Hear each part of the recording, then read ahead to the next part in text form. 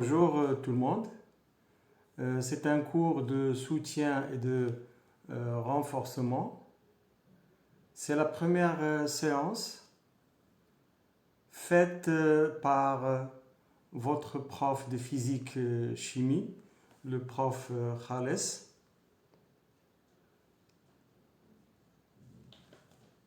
Grand 1. Pourquoi faire ce cours de soutien et de renforcement? Bon, pour répondre à cette question, il faut avoir une idée sur le programme du troisième année collège. Parce que ce cours-là est fait pour les élèves de troisième année collège. Pour le sommaire, il est divisé en deux. On a dans la première semestre plusieurs leçons qui concernent la chimie. Pour la deuxième semestre, c'est de la physique. Donc la première leçon dans la première semestre, exemple de matériaux utilisés dans notre vie quotidienne. Donc on verra qu'on a trois sortes de matériaux. D'abord les métaux, comme le cas de l'aluminium, le fer, le cuivre, le zinc, etc. Les matériaux organiques, comme le cas par exemple de plastique et de bois. On a d'autres exemples, bien sûr. On a encore les matériaux céramiques et on va prendre le verre comme exemple. Deuxième leçon concerne la structure de l'atome. Bon, dans cette leçon, il y a l'atome et l'ion. L'atome, c'est déjà vu l'année dernière, donc il faut faire un rappel. Pour l'ion, c'est nouveau. Donc on verra la définition d'un ion et comment obtenir un ion à partir de l'atome. Troisième leçon concerne les réactions de certains matériaux avec l'air. Donc les matériaux qu'on verra dans la première leçon, on va voir leur réaction avec l'air. Donc les réactions chimiques, c'est déjà vu dans l'année dernière. Donc il faut faire un rappel pour ça dans la leçon numéro 1 ou bien la leçon numéro 2 si on n'a pas le temps pour faire cette rappel-là dans cette séance-là. Donc je vais la garder pour la deuxième séance. Quatrièmement, réaction de certains métaux avec les solutions. Donc les métaux que j'ai déjà cités, comme le cas de l'aluminium, le fer par exemple, on va étudier leur réaction chimique avec les solutions. Donc c'est quoi une solution? C'est déjà vu dans l'année dernière, plutôt dans la première année collège. La solution est un mélange homogène constitué par un solvant et un solité. Lorsque le solvant est de l'eau, c'est une solution aqueuse. Le solvant peut être soit solide, comme le cas du sel par exemple, ou bien liquide, comme le cas de l'alcool, ou bien gazeux, comme le cas de dioxygène par exemple. Donc, on verra les réactions chimiques de ces matériaux, qui sont les métaux, avec certaines solutions. Cinquièmement, test d'identification des ions. Donc les ions, on les verra dans la deuxième leçon. Et dans la cinquième leçon, on va on étudiera les façons de mettre en évidence l'existence de certains ions dans certaines solutions aqueuses. Sixième leçon, c'est la dernière leçon dans la première semestre, les dangers de quelques matériaux utilisés dans notre vie quotidienne. Donc on commence la semestre par les métaux et on la terminera avec les métaux, mais on va étudier les dangers de certains matériaux qu'on utilise quotidiennement et on verra les précautions qu'il faut prendre lors de l'utilisation de certains matériaux. Donc c'est tout ce qu'il y a pour la première semestre. Pour la deuxième semestre, j'ai déjà dit que c'est de la physique. On étudiera la mécanique et l'électricité. Pour la mécanique, première leçon, le mouvement et le repos. Donc on verra quand est-ce qu'un corps est en mouvement et quand est-ce qu'il est au repos. Dans la deuxième leçon, on a la vitesse. Bien sûr, lorsque le corps est en mouvement, il a une vitesse. C'est quoi la vitesse? Quelle est la relation qu'il faut utiliser pour calculer la vitesse? Quelle est sa grandeur physique? Tout ça, on va l'étudier. Mais on l'a déjà vu l'année dernière lorsqu'on a étudié la célérité de la lumière. Donc, et encore, on a étudié par exemple la vitesse du son. Donc, je vais faire un rappel pour ça, pour bien étudier cette leçon. Troisième leçon, interaction mécanique et force. C'est nouveau. Donc, dans cette leçon-là, on va voir la définition des interactions mécaniques et de la force. Donc, on laissera ça lorsqu'on étudiera cette leçon. Quatrième leçon encore, les caractéristiques d'une force. Donc, dans la troisième leçon, on donnera la définition de la force. Et dans la quatrième leçon, on donnera les caractéristiques de cette force-là. Donc, ces principes sont obligatoires dans les forces. Cinquièmement, équilibre d'un corps soumis à deux forces.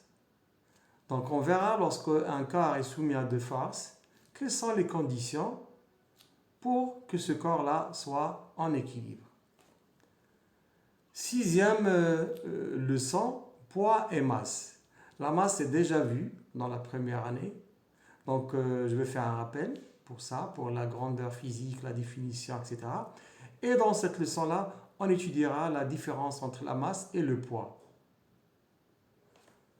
Bon, la septième leçon, résistance électrique. C'est déjà vu dans la première année. Dans la première année, on a déjà vu la définition de la résistance électrique. Donc, il faut faire un rappel pour ça. Et on va étudier dans cette année-là encore la loi d'Ohm. Et les informations qu'on a déjà vues, bon, on va les étudier encore une fois. Huitième leçon, la puissance électrique. Donc, on utilise trop la puissance électrique dans la vie quotidienne.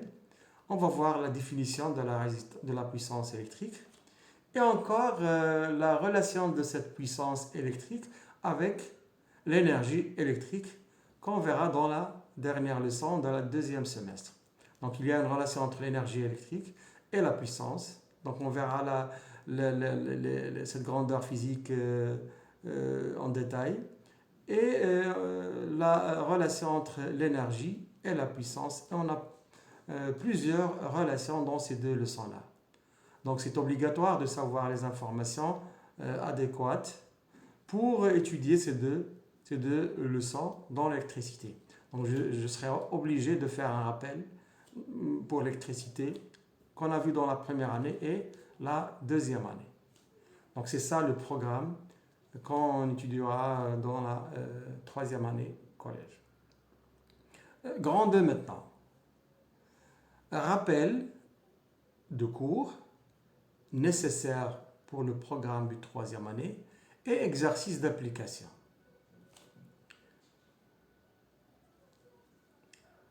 Petit 1, les atomes.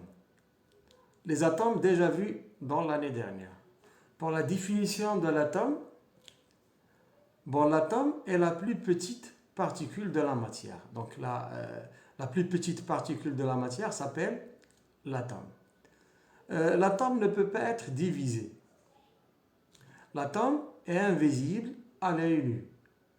Donc on ne peut pas voir l'atome avec l'œil nu.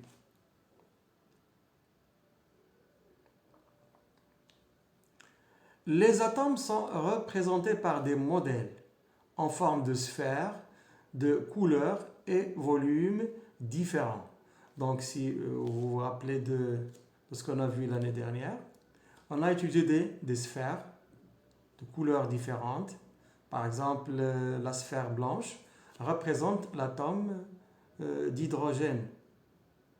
Bon, l'atome d'hydrogène, sa couleur est blanche, donc c'est un atome blanc.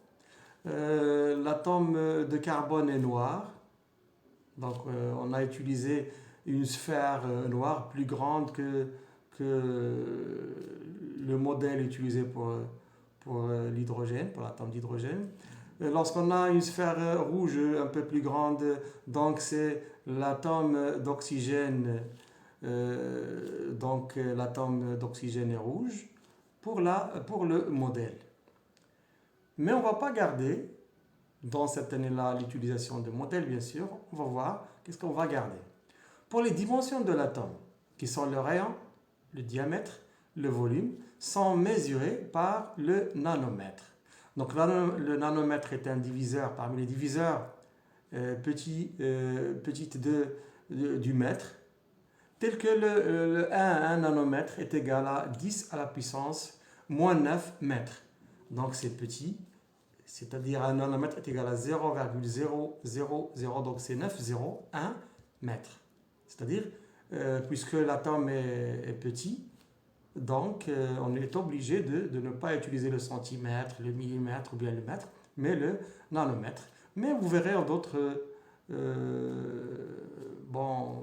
d'autres unités, pas que seulement le nanomètre, dans les années prochaines. Par exemple, l'angstrom, qui est égal à 10 moins 10 mètres.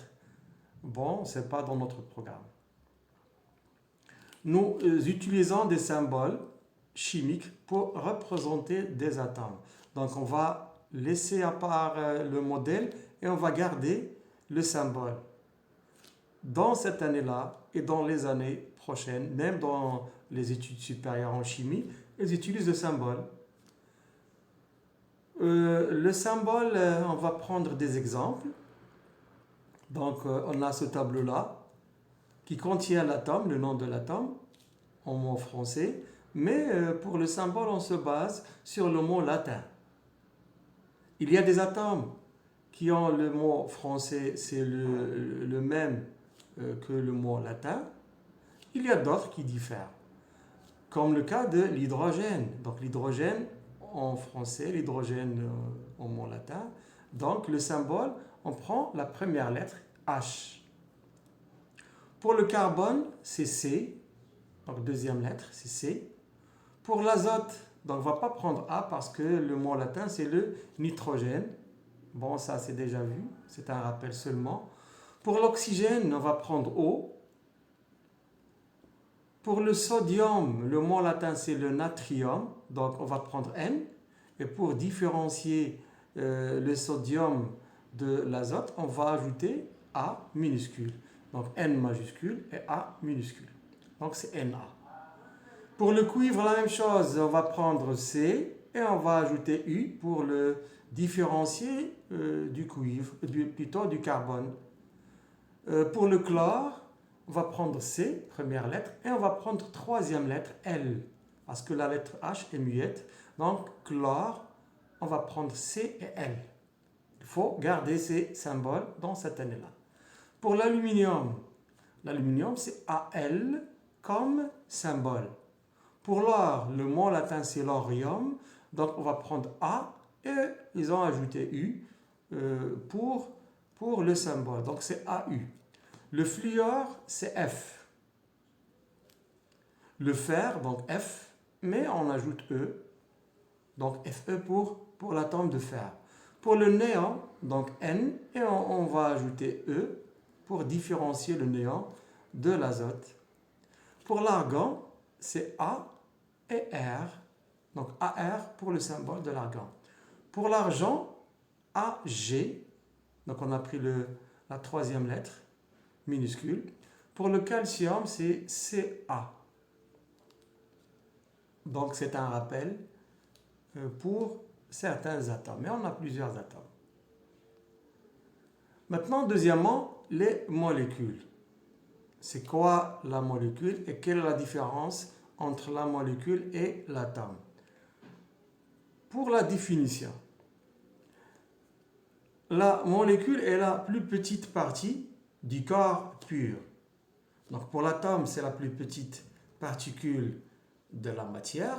Pour la molécule, on va prendre un corps. Donc la plus petite particule de ce corps s'appelle la molécule. Mais la molécule est constituée d'atomes. C'est-à-dire cette succession on a le corps et on a qui est constitué par la molécule. Et la molécule est constituée par les atomes. Conserve les mêmes propriétés chimiques de ce corps. Elle est constituée d'un ou deux ou plusieurs atomes similaires, c'est-à-dire identiques ou différents, reliés entre eux. Donc, ils sont attachés, les atomes sont attachés l'un à côté de l'autre. D'accord? Lorsque la molécule est constituée par un seul atome, c'est une molécule qui s'appelle molécule monoatomique. Comme le cas du néon, par exemple, l'atome du néon, Ne, de l'argon, Ar, par exemple de l'hélium, He, etc. Lorsque la molécule est constituée par deux atomes, donc c'est une molécule qui est diatomique, comme le cas de l'atome de dioxygène, O2, l'atome de dihydrogène, H2. On a plusieurs, Cl2, N2, etc.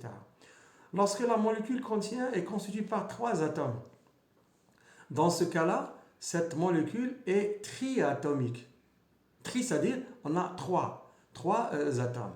Donc, trois atomes, c'est triatomique, comme le cas par exemple, de la molécule d'eau, H2O. Donc, H2, c'est-à-dire deux atomes d'hydrogène et un seul atome d'oxygène. Donc, H2O.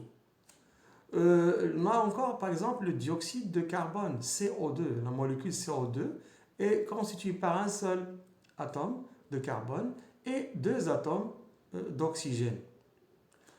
Lorsque la molécule est constituée par 4 atomes ou 5 ou plus que ça, c'est une molécule qui s'appelle une molécule polyatomique. Comme le cas de la molécule, par exemple, du méthane. Le méthane, la molécule, c'est CH4. Donc C, un seul atome de carbone, H4, 4 atomes d'hydrogène, c'est-à-dire 5 atomes. C plus que 3, c'est une molécule polyatomique.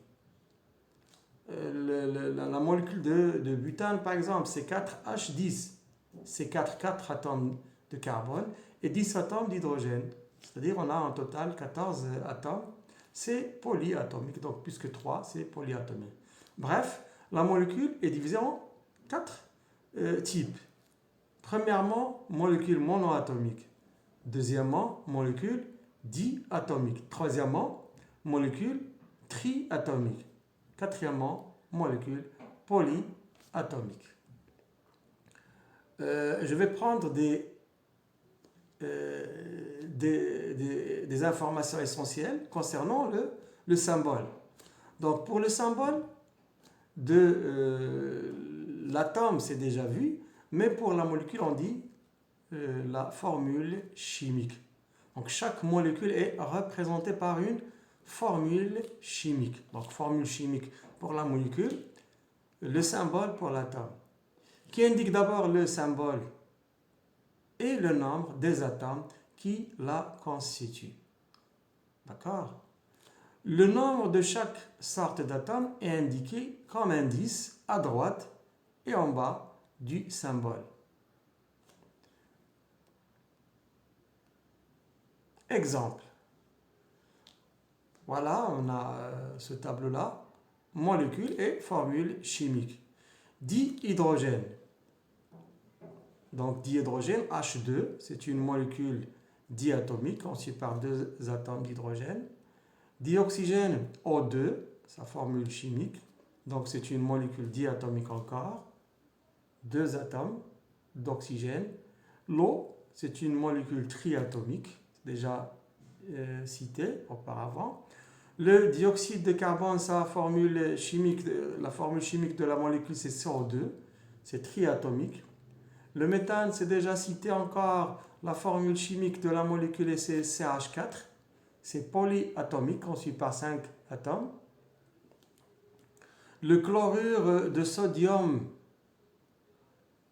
NaCl, donc diatomique, conçu par 2 atomes, l'atome de sodium Na et l'atome de chlore Cl. Sulfate de cuivre. Le sulfate de cuivre, c'est CuSO4. Donc, c'est une molécule constituée par un seul atome de cuivre, Cu, un seul atome de soufre et 4 atomes d'oxygène. Donc, c'est 6 atomes, plus que 3. Donc, c'est une molécule polyatomique. Le chlorure de fer 2 est constitué, bon, d'abord la formule chimique c'est FeCl, conçu par un seul atome de fer, Fe, et 2 atomes de chlore, donc c'est 3 atomes en total. C'est une molécule triatomique.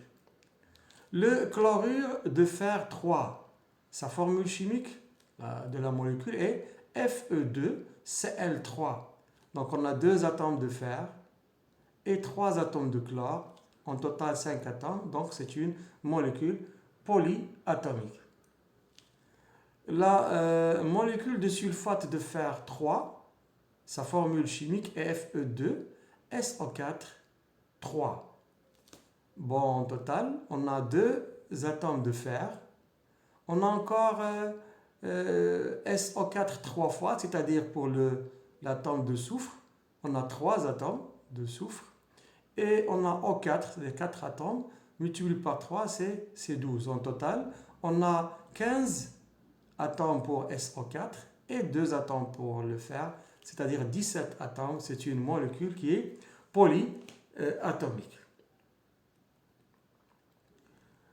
Grand 3, maintenant, on va faire des exercices, ou bien un exercice d'application. On a 2 questions. Pour la première question, la molécule de vitamine B6 est composée de 8 atomes de carbone, 11 atomes d'hydrogène, 1 atome d'azote et 3 atomes d'oxygène. Écrivez sa formule chimique. Deuxième question. Parmi les formules chimiques suivantes, déterminez les atomes et les molécules. Puisqu'on a les atomes et les molécules, donc soit on aura un symbole, soit on aura une formule chimique.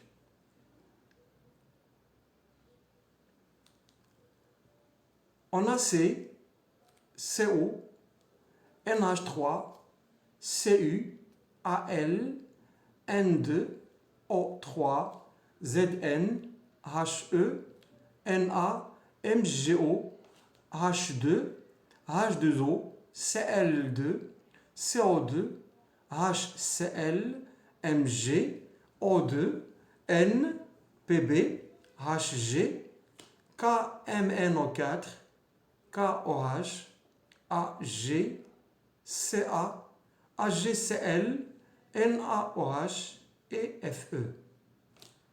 Commençons par les atomes pour la solution. Mais d'abord pour la question 1, on a la molécule de vitamine B6 est composée de... D'abord on a 8 atomes de carbone. Le carbone c'est C et l'indice c'est 8. C'est-à-dire on a donc C8. La molécule de vitamine B6 est constituée encore par 11 atomes d'hydrogène. Donc le symbole de l'atome d'hydrogène c'est H et l'indice c'est 11. C'est-à-dire on a donc c'est H11. Cette molécule est encore constituée par un atome d'azote. L'azote c'est N, donc c'est N. Vous allez constater qu'on n'a pas écrit 1 parce que le 1, on ne peut pas l'écrire dans le symbole, mais le nombre 2, 3, etc. Donc on les écrit, mais le 1 non. Pour la molécule, encore, elle est constituée de 3 atomes d'oxygène. Le symbole de l'atome d'oxygène, c'est O, et l'indice, c'est 3. Donc, c'est O3. Rassemblons ces symboles pour avoir la formule chimique de la molécule de vitamine B6. Donc, cette formule est C8H11NO3. Donc, c'est un exemple d'exercice que vous devez savoir comment répondre à ce genre d'exercice ou bien de questions. Maintenant, pour la question numéro 2, on va commencer par, comme j'ai déjà dit, par les atomes. L'atome a un symbole, donc le symbole de l'atome et son nom pour vous aider à savoir ces symboles-là. C, c'est un atome, c'est le carbone. Cu, c'est le cuivre.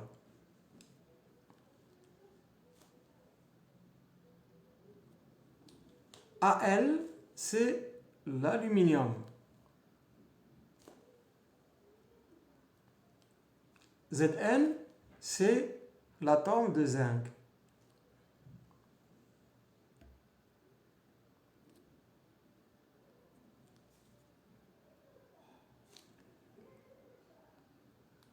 He, c'est l'hélium.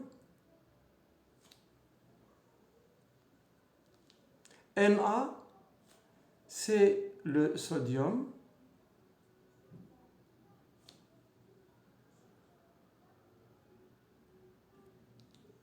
Mg, c'est le magnésium.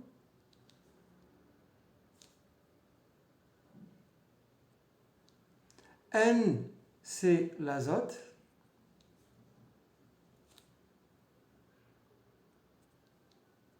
Pb, c'est le plomb.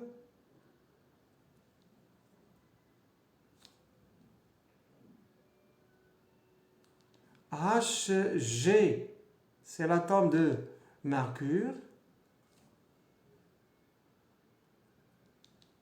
Ag, c'est l'atome d'argent. Ca, c'est l'atome de calcium.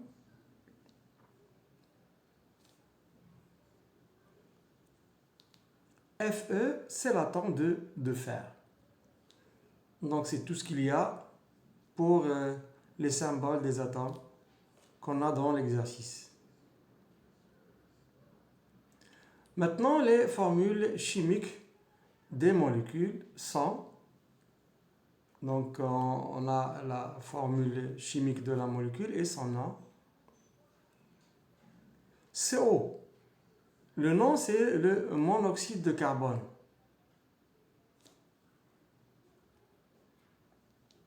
NH3, c'est la molécule d'ammoniac.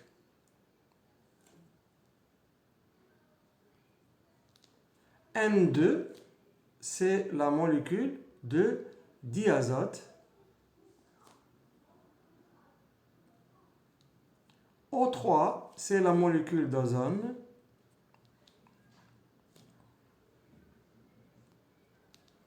MgO, c'est la molécule d'oxyde de magnésium.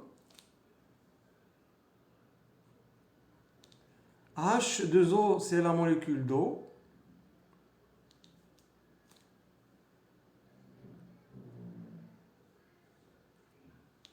Cl2, c'est la molécule de dichlore.